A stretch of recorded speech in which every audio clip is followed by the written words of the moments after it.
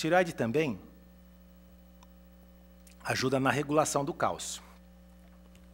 Mas o que nós vamos mais aqui tentar falar é sobre a função do metabolismo e a importância do iodo na função dessa glândula. O que é o metabolismo? Então, se a gente for definir, é um conjunto de reações químicas de todas as células do organismo.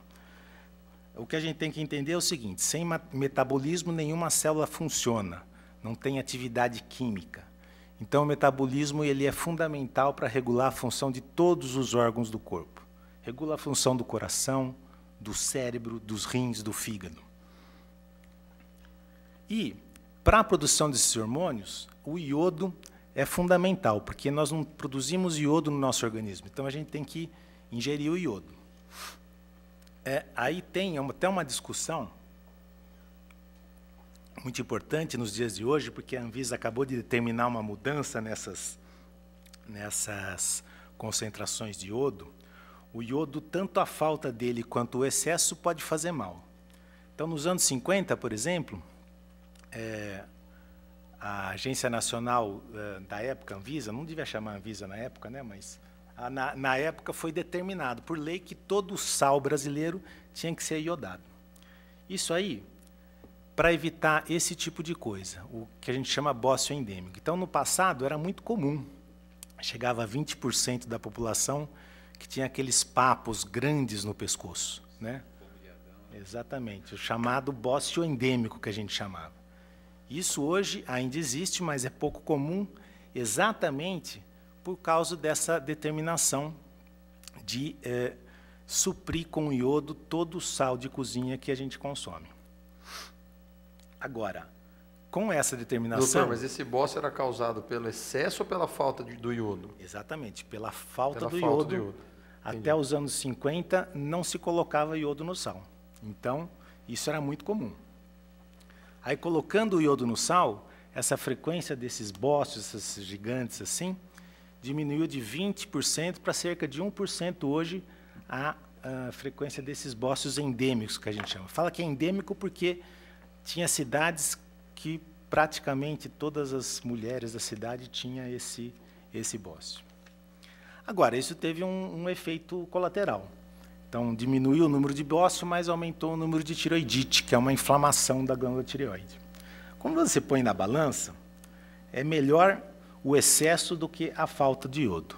Mas, mesmo assim, por causa dessas tireoidites, a Anvisa decidiu diminuir essa concentração. Então, tem uma lei que deve estar entrando em vigor nos próximos meses, nos próximos 90 dias, que é a diminuição dessa concentração de iodo de 35 para 30 miligramas por quilo de sal. Isso daí pode ser bom, porque vai determinar uma diminuição dessa ingesta de iodo, mas talvez não fosse esse o melhor jeito de resolver, porque a ingesta de iodo acaba sendo grande no Brasil por conta da alimentação muito salgada que a gente tem à nossa disposição. As nossas crianças, por exemplo, são expostas a aqueles salgadinhos industrializados, que é muito salgado. Tem duas crianças aí, então, exatamente. E acaba tendo uma ingesta muito maior de iodo. Então, talvez o melhor que a Anvisa devia fazer seria primeiro combater esse excesso de sal na dieta, que isso aí é prejudicial. E, com essa diminuição da concentração de iodo no sal, nós vamos ter que nos preocupar mais com as nossas grávidas, porque, como eu falei, a função da tireoide é fundamental na grávida para o desenvolvimento do feto. Mesmo pequenas alterações da tireoide, numa mulher que engravide e não sabe que tem essa alteração, pode alterar o desenvolvimento do feto. E a falta de iodo faz isso também nas grávidas. A gente fala que a primeira coisa que a grávida tem que fazer é checar essa questão do iodo e essa questão da função da tireoide. Bom, tireoide todo mundo tem. Até popularmente, às vezes as pessoas falam, chega no consultório e fala assim: doutor, eu tenho tireoide. Mas é claro, tireoide todo mundo tem. Que bom, né?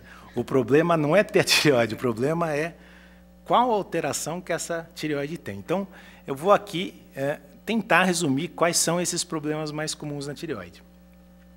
O primeiro é o hipertireoidismo, que a tireoide funciona mais do que devia. O hipotireoidismo é quando ela funciona menos do que devia. O bócio nós já vimos, até mostrei aquelas figuras para vocês. E tem a questão dos nódulos e do câncer. Então, aqueles hormônios da tireoide, que é o T3 e T4, que eu tinha comentado, eles são regulados por um hormônio do cérebro, do hipotálamo, que chama TSH. Então, quando caem os hormônios da tireoide, que é o T3 e o T4, esse TSH aumenta. Isso é chamado hipotireoidismo. Quando aumenta o T3 e o T4, o TSH desce e isso é chamado hipertireoidismo. Então, o hipo ou hipertireoidismo é de acordo com o aumento ou a diminuição do hormônio da tireoide. Hipotireoidismo, por exemplo, são sintomas muito comuns em vários tipos de doença. Bom, lembra que eu falei que 10% da população tem.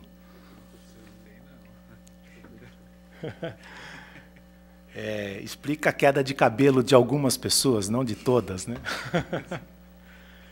Cansaço, fraqueza, sonolência, intestino preso, inchaço e ganho de peso. Bom, ganho de peso, quando a gente fala em ganho de peso, brilha os olhos de muitas mulheres achando que a tireoide é que é a culpada. Colocar a culpa em alguém. Tem que pôr sempre a culpa em alguém. Então ficou até famosa a história do ganho de peso por causa do Ronaldo, né? O nosso fenômeno, que ele disse que parou de jogar porque não conseguia emagrecer porque tinha problema de hipotireoidismo. Então, isso é uma das coisas que está enraizada. O hipotireoidismo, será que aumenta o peso mesmo? Bom, o que acontece com o hipotireoidismo que eu tinha falado lá? Como a tireoide é responsável pelo metabolismo, né? O hipotireoidismo diminui esse metabolismo. Por causa disso, o organismo fica lento, que nem essa tartaruga aí, e acaba, sim, ajudando a aumentar o peso. Mas não é a única causa de aumento de peso. Tanto que, se você corrige esse hipotireoidismo, o paciente só vai conseguir diminuir o peso se ele realmente restringir a ingesta de calorias, de alimentos, aquilo que todo mundo sabe que é o que tem que fazer. Já o hipertireoidismo é menos comum que o hipo. Só 2% da população tem. Mesmo assim, é bastante, né? Aí ocorre um aumento do metabolismo, é o contrário. E por causa do aumento do metabolismo, pode haver a perda de peso. Então, é aquela história, é a tireoide que emagrece, né, que no popular é conhecido. Alguns dos sintomas seriam o coração acelerado, tremor nas mãos, ansiedade, irritação. Então, vocês veem que os sintomas são muito genéricos, né? E com relação aos nódulos,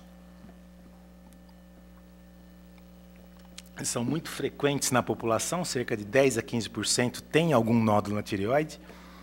Se você for fazer exame de ultrassom em todo mundo, que não é uma coisa que deve ser feita, mas se você fizer, você vai encontrar até 50% das pessoas com algum nódulo na tireoide.